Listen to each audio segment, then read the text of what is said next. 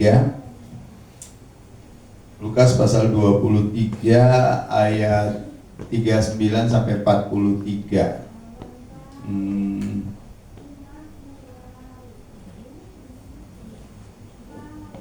Buka Alkitabnya saja masing-masing, kita akan baca bergantian. Mari Bapak Ibu bangkit berdiri. Seperti biasa saya akan mulai dari ayat 33, Bapak Ibu 34, demikian ganjil genap kita bergantian.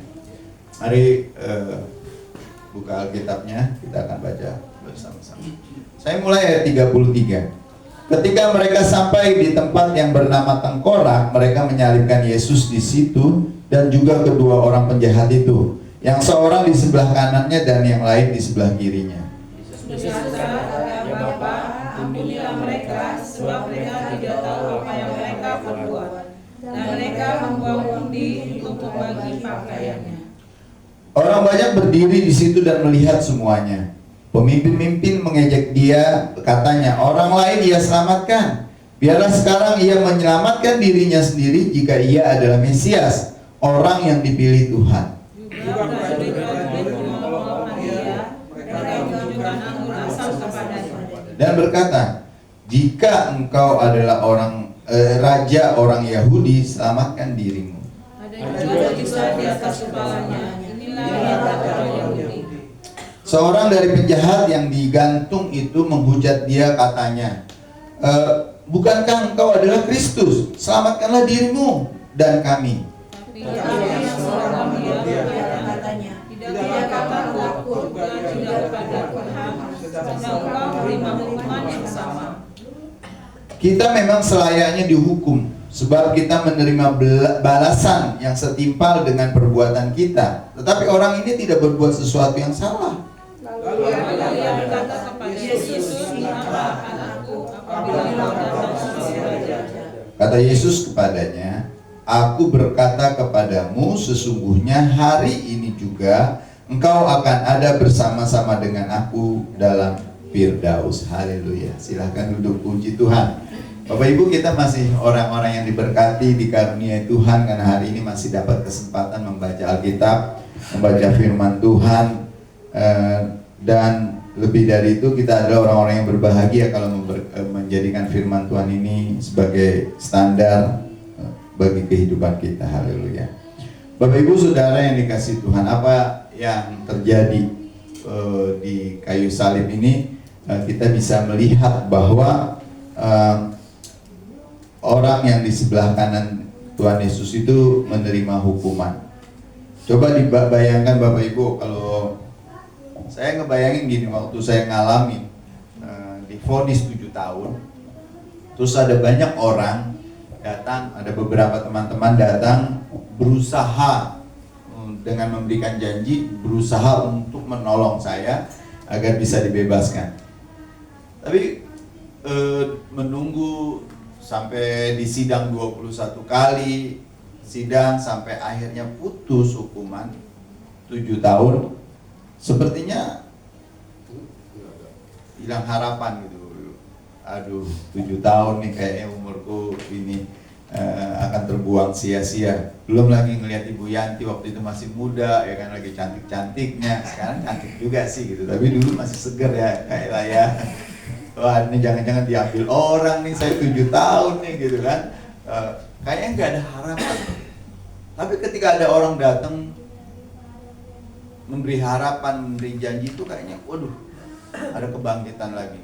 Jadi rasanya memang benar-benar karena memang menyedihkan. Kalau semoga jangan ada yang pernah ngalamin di penjara gitu.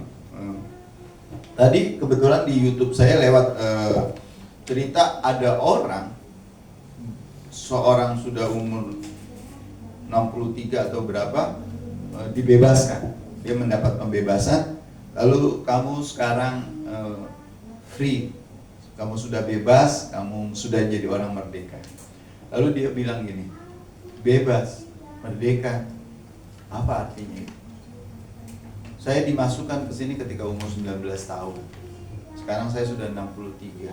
Saya nggak punya siapa-siapa, keluarga saya sudah pindah. Saya nggak tahu harus kemana. Dan saya nggak bisa melakukan apa-apa, saya nggak punya pekerjaan apa-apa. Apa kebebasan saya di luar sana?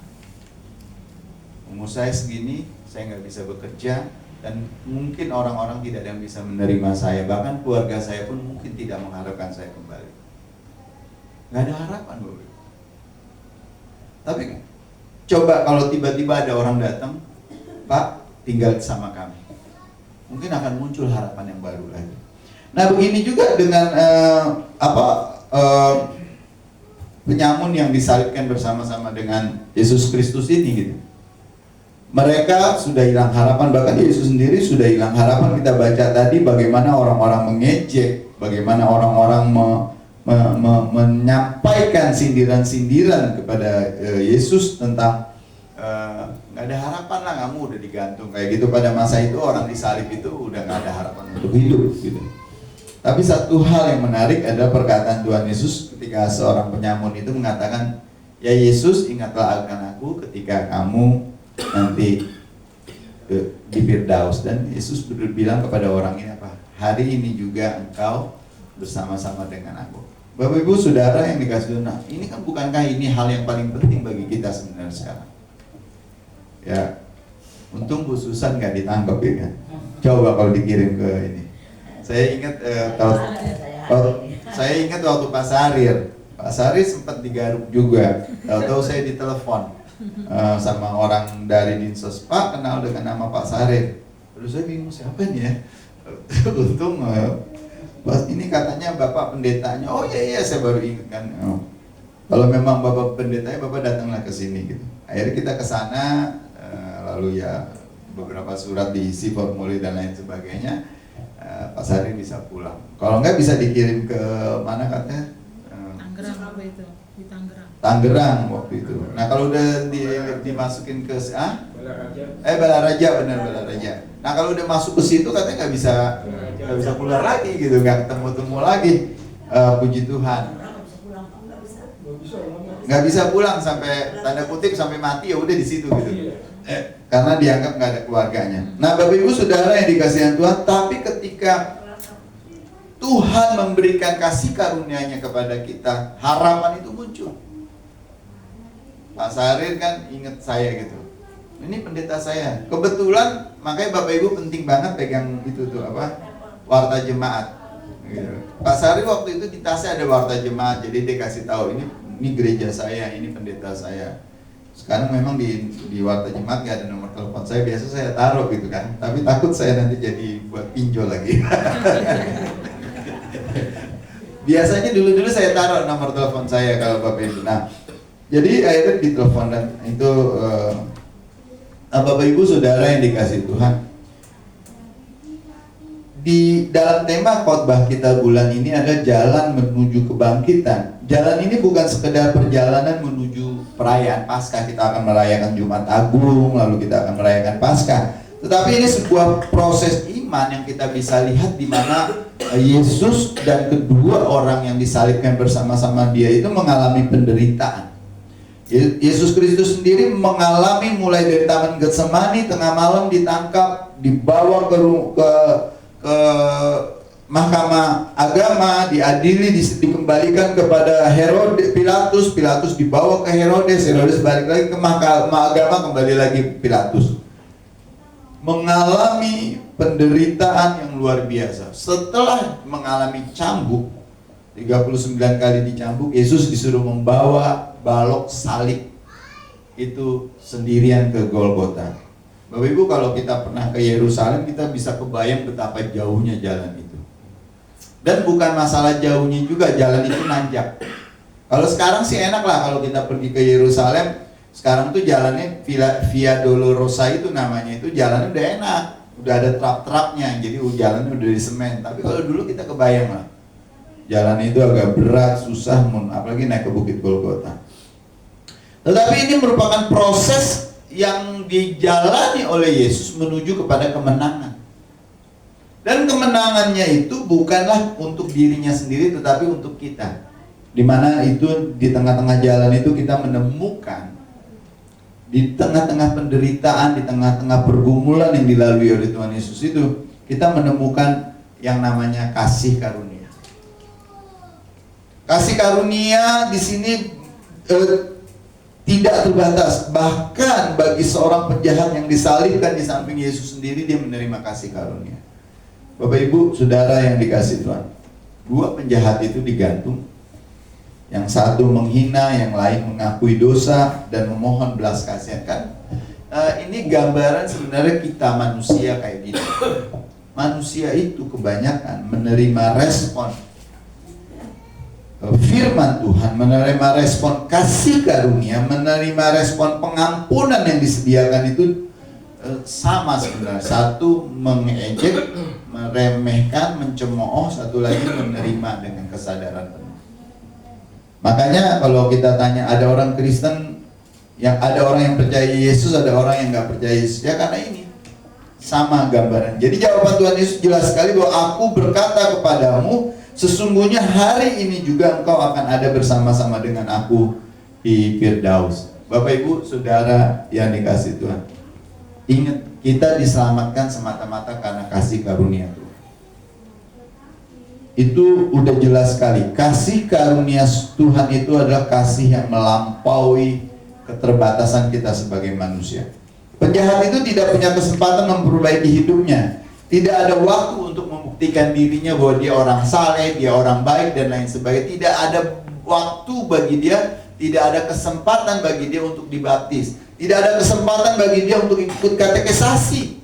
Nggak ada kesempatan bagi dia kalau kayak Bu Miguel nanti akan di CD. Nggak ada kesempatan.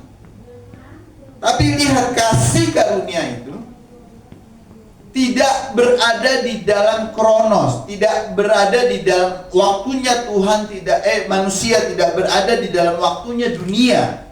Kasih karunia Tuhan itu berada di dalam kairos. Kairos itu waktunya Tuhan. Waktunya Tuhan paling enggak Alkitab berkata 1 hari di hadapan Tuhan, 1000 tahun di hadapan manusia. Jadi Bapak Ibu, kita bisa bayangkan kasih karunia yang disediakan Tuhan itu luas sekali. Tapi bukan berarti saya menyuruh Pak Bernardi, Pak Dede bikin dosa aja. Karena kasih karunia Tuhan itu nggak terbatas. Enggak, bukan begitu. Saya nggak bilang sama Ibu Ria, udah bikin jahat aja.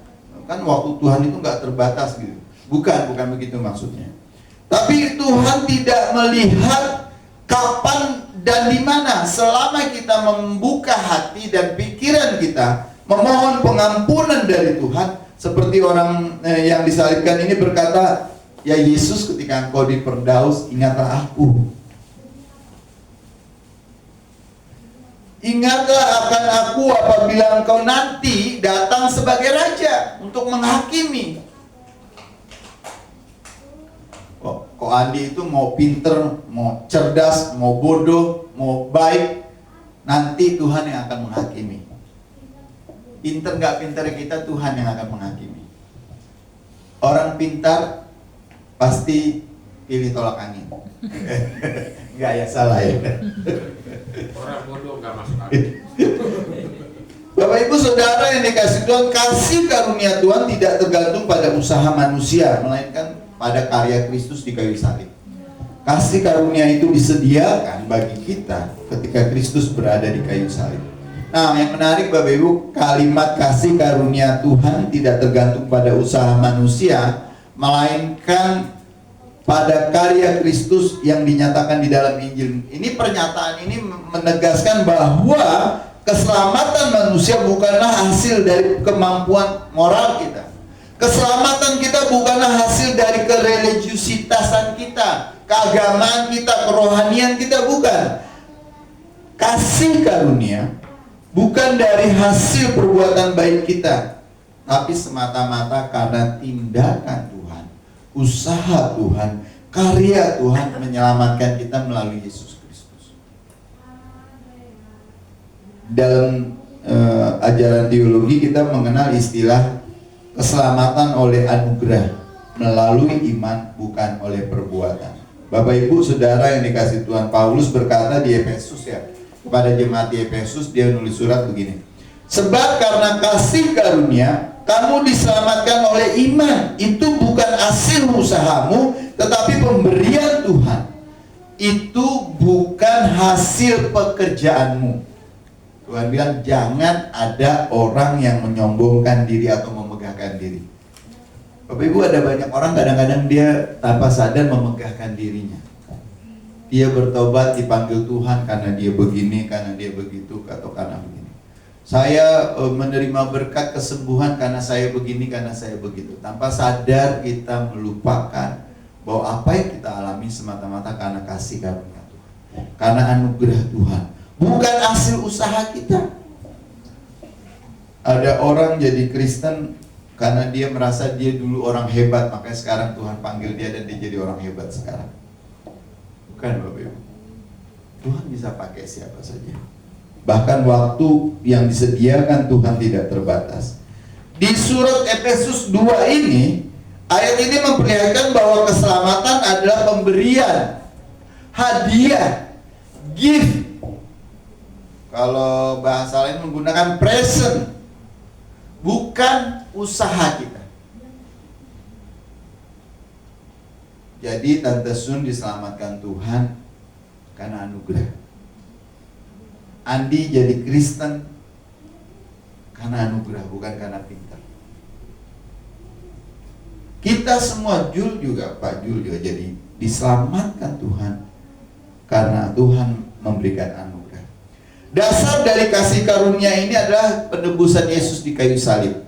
Jadi anugerah Tuhan itu tersedia karena Yesus yang mati di kayu salib itu. Kalau Yesus nggak mati di kayu salib, kasih karunia penebusan dosa nggak ada. Tuhan bukan mengabaikan dosa manusia, tetapi Tuhan menangani masalah dosa manusia ini. Kalau bahasa Inggris, deal with sin, menangani masalah dosa ini dengan mengorbankan Yesus anaknya yang tunggal itu. Bapak Ibu, seharusnya kita yang mati, seharusnya kita yang disalibkan. Tapi puji Tuhan, coba Bapak Ibu, kalau hasil usaha kita, perbuatan baik kita, mungkin antrian di pintu surga itu banyak banget. Karena masing-masing harus dilihat dulu catatan kebaikan. Kan?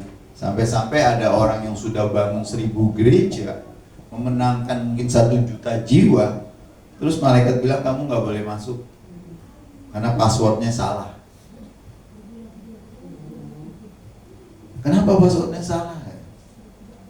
Di dalam hati dan pikiranmu tidak ada tanda Kristus. Bapak Ibu Saudara yang dikasihi Tuhan, orang berpikir dia bisa meraih keselamatan, dia bisa mendapat berkat yang luar biasa, dia bisa masuk ke dalam surga karena perbuatan baiknya. Tapi Tuhan berkata, Paulus menulis di dalam Roma pasal 3 ya, semua orang telah berbuat dosa dan telah, jadi nggak ada gambaran Tuhan di muka dia karena dosa sudah merusak itu. Makanya mau berbuat baik apapun Bapak Ibu, nanti Bu Susan diberkati Tuhan, bisa bangun 100 gereja, bahkan bangunin gereja rantau dengan gedung yang bagus, kalau nggak ada gambaran Kristus di dalam kita, malaikat bilang minggir dulu, nggak boleh masuk. Dan dikatakan dan oleh karena, ayat 24 Roma 3:24, dan oleh karena karunia kita telah dibenarkan dengan cuma-cuma dalam penebusan Kristus di kayu salib. Jadi Bapak Ibu, kita berdosa semua. Mau taat hukum Taurat, 10 hukum Taurat kita taati, mau kita taati perintah nabi-nabi kita taati, mau jadi orang Yahudi lebih dari orang Yahudi, Tuhan bilang kalau nggak ada tanda-tanda itu di dalam diri kita, gambaran Tuhan di dalam diri kita sudah hilang. Di sini jelas terlihat bahwa Bapak Ibu, kita semua dibenarkan dengan cuma-cuma, gratis. Bukan satu dapat satu, bukan beli satu dapat satu, tapi gratis, nggak bikin apa-apa, semata-mata karena penebusan Yesus Kristus. Seperti penjahat yang disalib itu, dia sudah pasti akan mati dalam binasa dalam kejahatan dan dosanya. Tapi lihat, Ketika dia menyadari, ya Yesus, apabila engkau nanti kembali sebagai Raja, ingatlah akan aku. Dan Tuhan Yesus bilang, hari ini juga engkau bersama-sama dengan aku di Firdaus. Enak gak kayak gitu tuh Ria? Kalau Tuhan sampai bilang kayak gitu, Ria, hari ini juga, saya sih gak mau lah, jangan dulu deh Tuhan, kalau hari ini gitu. Ya Pak, jangan dulu deh. Kalau hari ini dipanggil gimana Ria? Siap lah ya, kita dipanggil Tuhan, akan tetap bersama-sama dengan Tuhan. Alkitab juga dengan tegas mengatakan bahwa keselamatan bukan hasil perbuatan atau ketaatan kita kepada hukum Taurat. Karena sekarang ada ajaran yang mengatakan yang penting kamu percaya dan taat saja kepada hukum Taurat. Hukum-hukum yang disampaikan oleh Yesus Kristus, taat saja. Bapak Ibu Saudara, bahkan perbuatan baik manusia itu dikatakan seperti pakaian kotor di dalam kitab Yesaya. Kebaikan manusia itu seperti pakaian kain kotor, Bapak Ibu. Kain pel itu beli dulu, kain itu warnanya putih. Itu kan sering dipakai jadi kotor. Setiap saya mau pakai saya cuci. Bersih karena habis dicuci sampai airnya dari airnya dekil, butek sampai airnya jadi bening, air perasan itu berarti udah bersih. Tapi tetap aja ya BT warnanya apa? Nggak putih lagi. Warna kainnya tetap dekil. Nah manusia sebaik apapun dia, sesoleh apapun dia, semulia apapun dia, kalau belum menerima pengampunan dari Yesus Kristus, sia-sia semua. Pada waktu itu dia telah menyelamatkan kita bukan karena perbuatan baik yang telah kita lakukan, tapi karena anugerah, karena rahmat-Nya.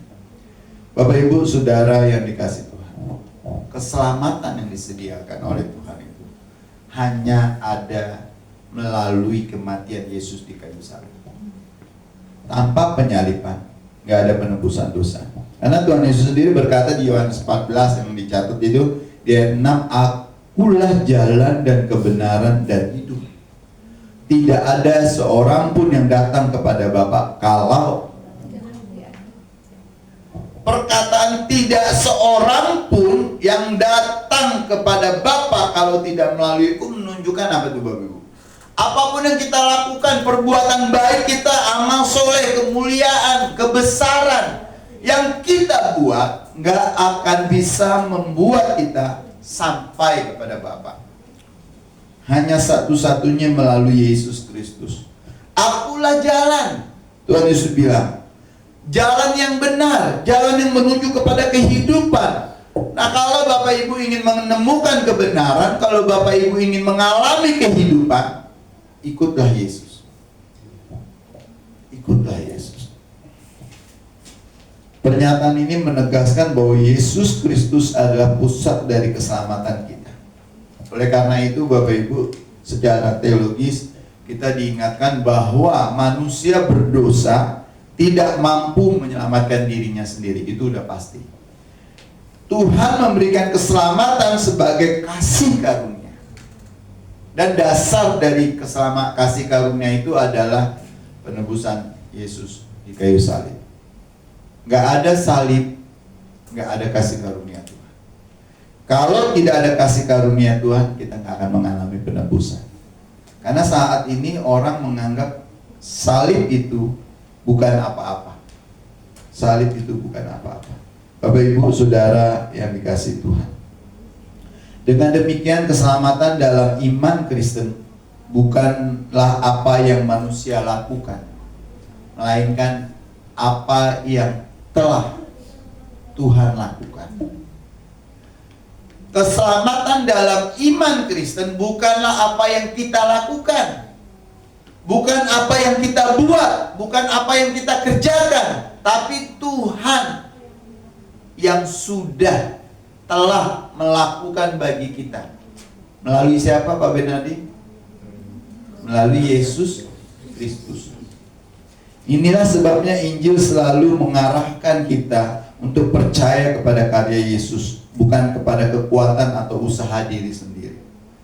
kasih karunia sekali lagi tersedia di kayu salib. Namun kita tahu bahwa di Galatia 2 Paulus menulis gini, ini terjemahan baru yang kedua.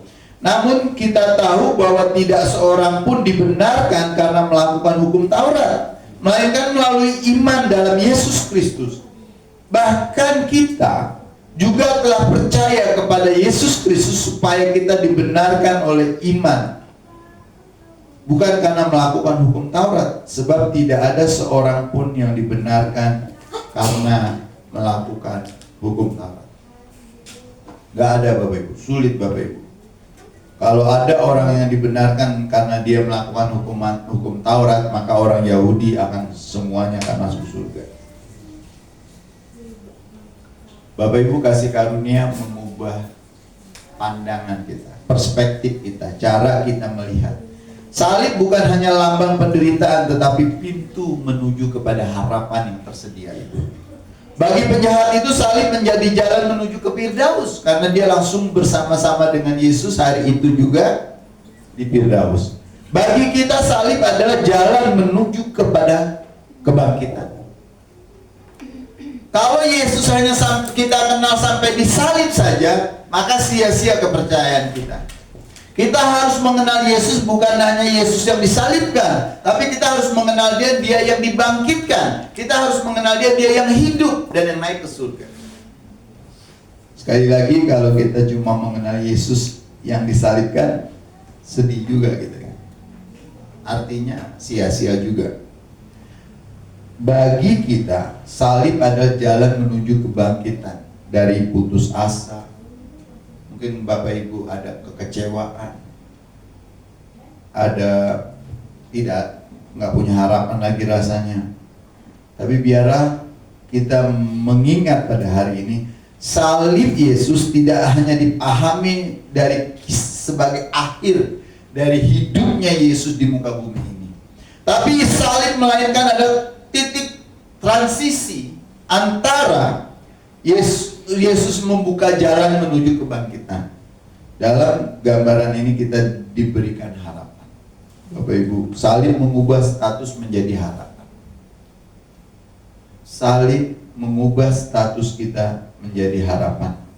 1 Petrus 1 ayat 3 menulis begini. Telah melahirkan kita kembali oleh kebangkitan Yesus Kristus dari antara orang mati kepada suatu hidup yang penuh harapan.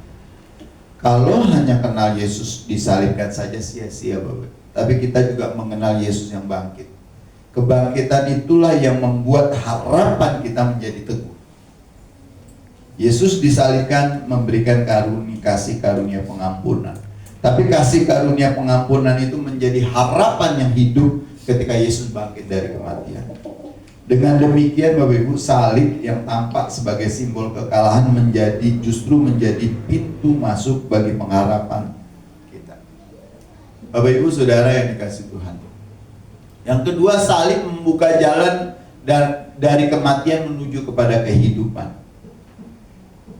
Dengan salib bukan hanya peristiwa sejarah, tetapi juga realitas spiritual, realitas rohani yang membawa perubahan hidup kita. Ketika Bapak Ibu lihat ke salib, kita akan menyadari betapa berharganya hidup kita.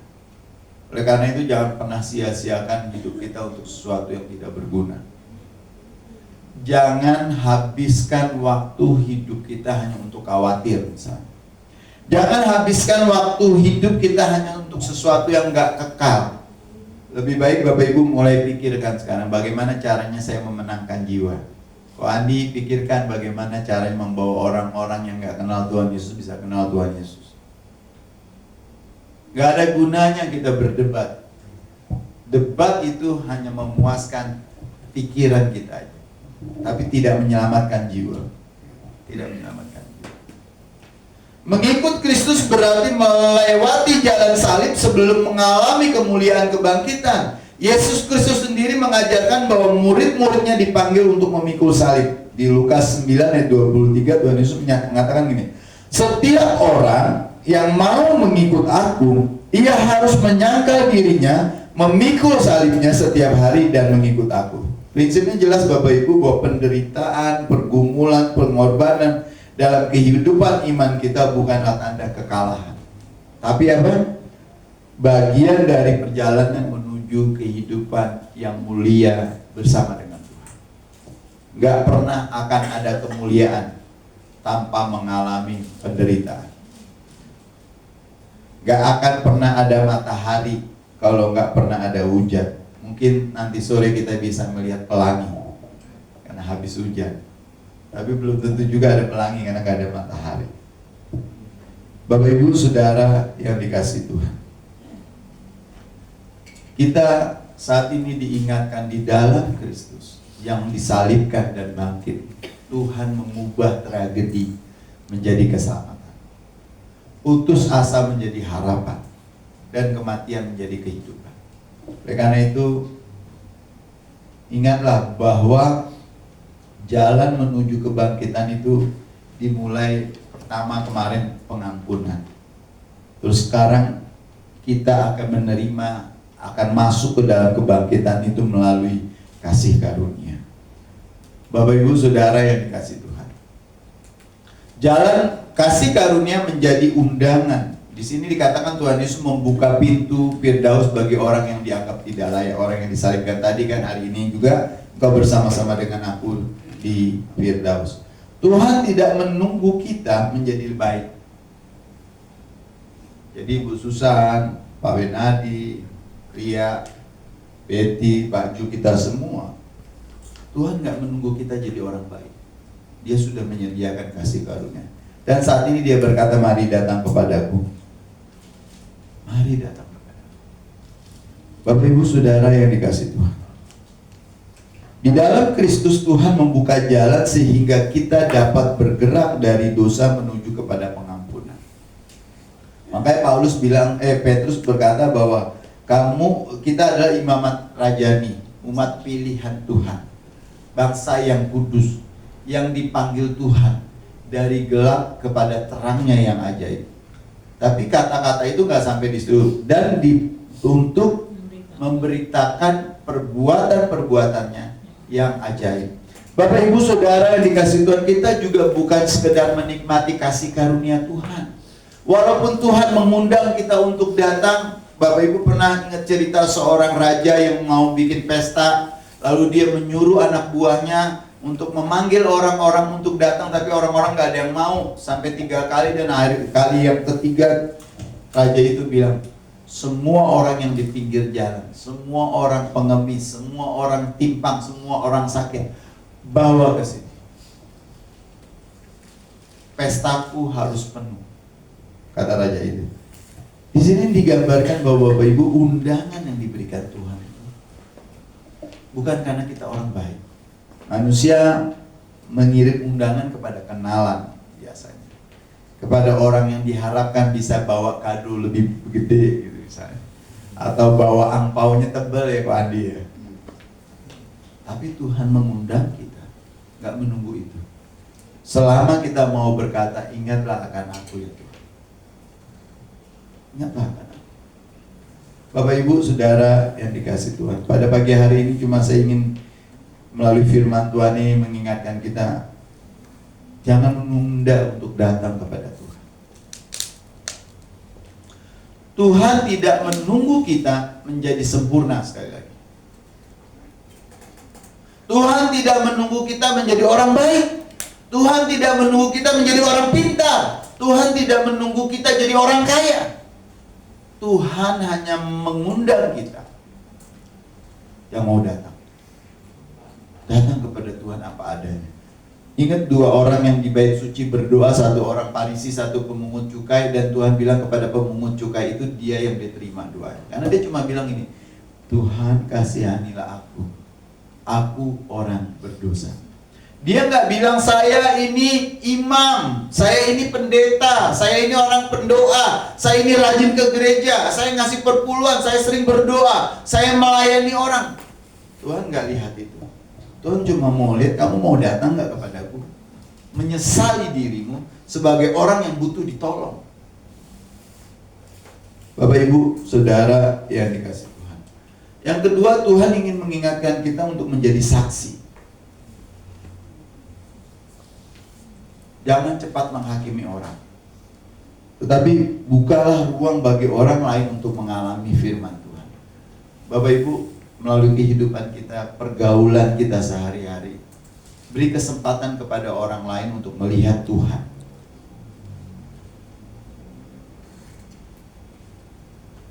Dalam keluarga, dalam pekerjaan, dalam komunitas, biarlah kita menjadi saluran kasih karunia yang menguatkan dan membangkitkan. Bapak Ibu, Saudara yang dikasihi Tuhan. Ini gambar cerita anak kecil ini.